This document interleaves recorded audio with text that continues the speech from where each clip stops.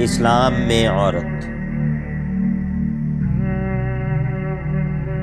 آج ہم پڑھیں گے عورت کا اسلام میں کیا مقام ہے، اور اس میں ہم آپ کو یہ بتلائیں گے کہ اسلام نے عورت کی کیسے تکریم کی ہے، اور اسلام نے عورت کے لیے کیا سہولیات پیش کی ہے، اور ان لوگوں کے اوپر شدید رد کریں گے جو یہ سمجھتے ہیں کہ اسلام نے عورت کو حقوق نہیں دیے، اور اسلام عورت کو بحیثیت ماں، بحیثیت بہن، بحیثیت بیٹی، بحیثیت زوجہ کیا کیا حقوق دیتی ہے۔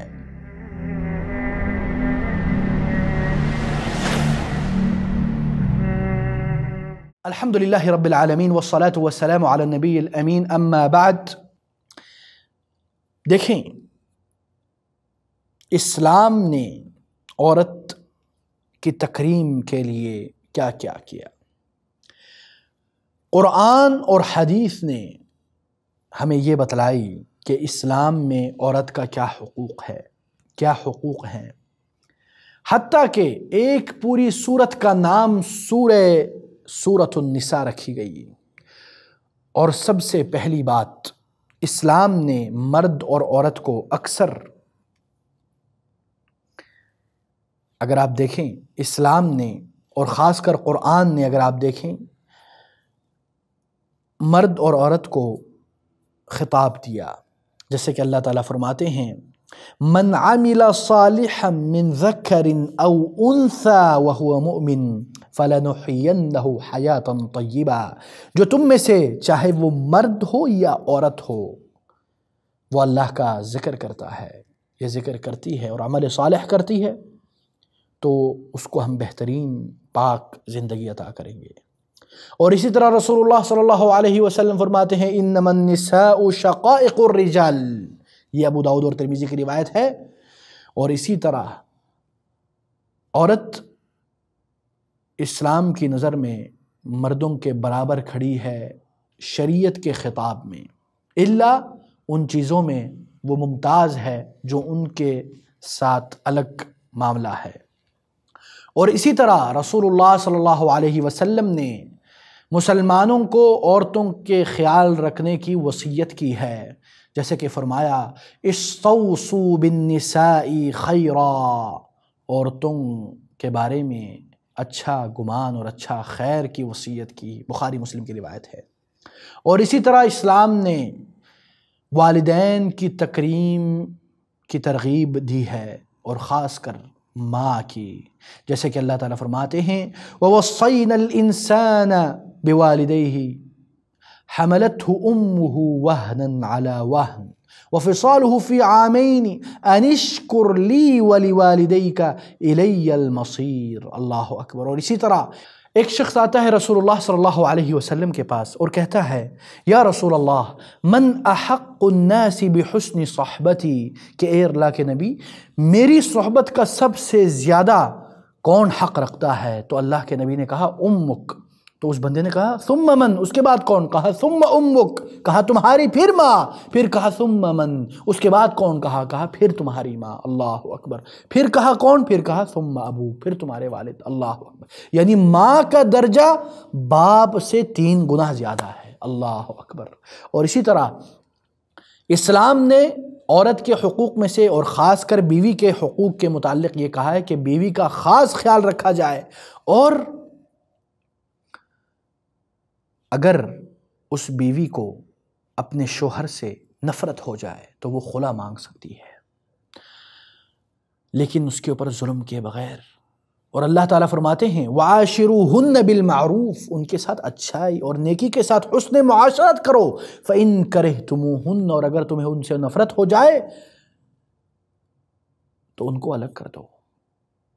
اور طلاق کے وقت بھی احسان کا معاملہ کہا ہے، الطلاق مرتان فإمساك بمعروف او تسریح بإحسان، طلاق 2 مرتبہ ہے، یا تو اس کو اچھے انداز سے حسن معاشرت اور معروف سے پکڑ کے رکھو، یا ان کو اگر چھوڑنا ہے، تسریح کرنا ہے، تو احسان کے انداز میں کرو، اچھے انداز میں۔ اور اسی طرح اسلام نے یہ بھی بتلایا ہے کہ اگر ایک عورت ایک لڑکی ایک بیٹی کی تربیت کی جائے تو اس کے کیا فضائل ہیں۔ اللہ کے نبی صلی اللہ علیہ وسلم فرماتے ہیں کہ جس نے ایک بیٹی کی تربیت کی تو اس کے لیے کیا ہے، کن لہ سترا من النار، وہ ان والدین کے لیے آگ سے بچانے کا ایک ذریعہ ہے، بخاری و مسلم کی روایت ہے۔ اور اسی طرح اسلام ہے وہ دین جس نے عورت کو وراثت میں حقوق عطا کیے ہے۔ اللہ تعالیٰ کیا فرماتے ہیں، للذکر مثل حظ الانثیین، اور اسی طرح اللہ تعالیٰ فرماتے ہیں وللنساء نصیب مما ترک الوالدان، اور وراثت میں بھی عورت کا حق عطا کیا ہے۔ اور اسلام نے عورت کے لیے سہولیات پیدا کی ہیں، ان میں سے نمبر 1، اسلام نے عورت کو جب ان کی ماہواری چل رہی ہے یا نفاس چل رہی ہیں یا پیریڈز آ رہے ہیں، اس وقت اسلام نے ان کے اوپر سے نماز کو ساقط کر دیا ہے۔ اور اسی طرح اسلام نے ان کے اوپر سے جہاد کو ہٹا دیا ہے، جیسے کہ رسول اللہ صلی اللہ علیہ وسلم سے حضرت عائشہ رضی اللہ عنہا نے فرمایا، یا رسول اللہ،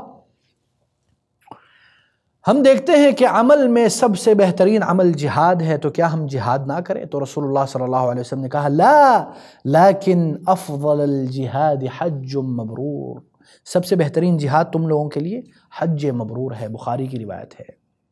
اور اسی طرح اسلام نے عورت کو حق مہر ادا کرنے کی ترغیب دی ہے اور اس کی تکریم کرنے کی ترغیب دی ہے، حتیٰ کہ رسول اللہ صلی اللہ علیہ وسلم نے بھی اپنی زوجات کریمات کے ساتھ یہی کیا۔ اور اللہ تعالیٰ کہتے ہیں وَآتُوا النِّسَاءَ صَدُقَاتِهِنَّ نِحْلَةً فَإِن طِبْنَ لَكُمْ عَنْ شَيْءٍ مِّنْهُ نَفْسًا فَكُلُوهُ هَنِيئًا مَرِيئًا۔ اور اللہ تعالیٰ نے ایک شوہر کے لیے یہ لازم قرار دیا ہے کہ وہ اپنی بیوی کے نان و نفقے اٹھائے گا، جیسے کہ اللہ تعالیٰ فرماتے ہیں لِيُنْفِقْ ذُو سَعَةٍ مِّن سَعَتِهِ وَمَنْ قُدِرَ عَلَيْهِ رِزْقُهُ فَلْيُنْفِقْ مِمَّا آتَاهُ اللَّهُ۔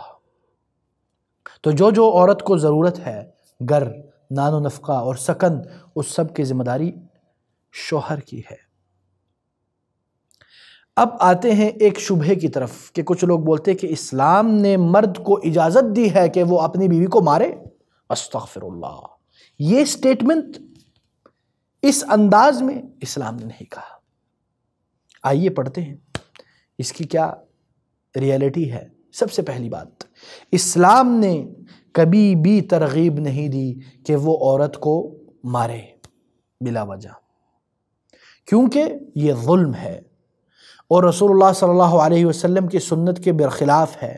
جیسے کہ رسول اللہ صلی اللہ علیہ وسلم کے بارے میں حضرت عائشہ رضی اللہ عنہ فرماتی ہے، ما ضرب رسول اللہ صلی اللہ علیہ وسلم شیئا قط بیدہ، رسول اللہ صلی اللہ علیہ وسلم نے کبھی بھی کسی کو اپنے ہاتھ سے نہیں مارا، ولا امرأة ولا خادما الا ان یجاہد فی سبیل اللہ، نہ کسی عورت کو، نہ اپنے کسی خادم کو ہاتھ سے مارا ہے، الا کہ وہ جہاد فی سبیل اللہ میں تلوار اٹھائی۔ یہ روایت مسلم کی روایت ہے۔ اسلام نے اس عورت کی تادیب کی ترغیب دلائی ہے جو اپنے شوہر مراد کی نافرمانی کرتی ہے، لیکن مارنے کی نہیں ترغیب دی، جس کو بولتے ہیں الضرب غیر المبرح، غیر الشدید، جس میں اس کی یعنی ہلکا سا ڈانٹنا، ڈپٹنا، بغیر کسی بےزتی کے، بغیر اس کی عزت کو اچھالے۔ اور یہ بھی یاد رکھیں، یعنی مارنے کا یہ مطلب نہیں جیسے ہمارے تصور ضرب ہے، حتیٰ کہ اس پہ بعض علماء نے یہ کہا ہے، چاہے اس میں کلام بھی ہو، کہ مسواک جیسے مسواک کتنا ہلکا ہے، یوں، اس سے زیادہ کی اجازت نہیں دی شریعت نے۔ اور یہ بھی یاد رکھیں، یہ بھی لاسٹ سٹیج ہے، اٹس اے لاسٹ آپشن، سب سے آخری مرحلے میں، ورنہ سب سے پہلے کیا ہے، وعظ، نصیحت، تبلیغ، پھر بائیکاٹ۔ اگر وہ کون ہے، وہ اس عورت کے لیے جو نافرمان عورت ہے، جو اپنے شوہر کو تنگ کرتی ہے، شوہر کے لیے زندگی تنگ کر دی ہے اور گھر کو جہنم بنا دی ہے، جیسے کہ اللہ تعالیٰ فرماتے ہیں وَاللَّاتِ تَخَافُونَ نُشُوزُهُنَّ فَعِظُوهُنَّ، ان کو تبلیغ کرو، ان کو وعظ کرو، وَهْجُرُوهُنَّ، اور ان کو بائیکاٹ کرو، فِی الْمَضَاجِعِ، بستروں پر اس کو بائیکاٹ کرو، وَاضْرِبُوهُنَّ، اور ادھر دیکھو نا ضرب کہا ہے اللہ تعالیٰ نے، مارو، لیکن اس کی تشریح سنت میں ہے اور تعامل سلف صالح میں ہے۔ فَإِنْ أَطَعْنَكُمْ فَلَا تَبْغُوا عَلَيْهِنَّ سَبِيلًا، اگر وہ تمہاری پیروی کر لے تو ٹھیک ہے، ورنہ ان کے اوپر مزید زیادتی مت کرو۔ اور مارنا کوئی فضیلت کی بات نہیں ہے، لیکن کبھی کبھی انسان کو مجبوراً مارنا نہیں، ڈانٹنا، شکوہ کرنا پڑتا ہے۔ اور اسی لیے رسول اللہ صلی اللہ علیہ وسلم نے، جیسے کہ ابو داؤد کی روایت ہے کہ لیس اولئک بخیارکم، وہ تمہارے بہترین لوگوں میں سے نہیں ہے جو اپنی عورت کو مارتا ہے اور شام کو پھر اس سے آ کے معاشرت کرتا ہے۔ تو اللہ تعالی ہم سب کو عورتوں کے حقوق کی ادائیگی کی توفیق دے اور اپنی ماؤں، بہنوں اور بیگمات کی احترام، ان کی عزت، ان کی آبرو کی حفاظت کرنے کی توفیق دے۔ وصلی اللہ وسلم علی نبینا محمد، والسلام علیکم ورحمۃ اللہ وبرکاتہ۔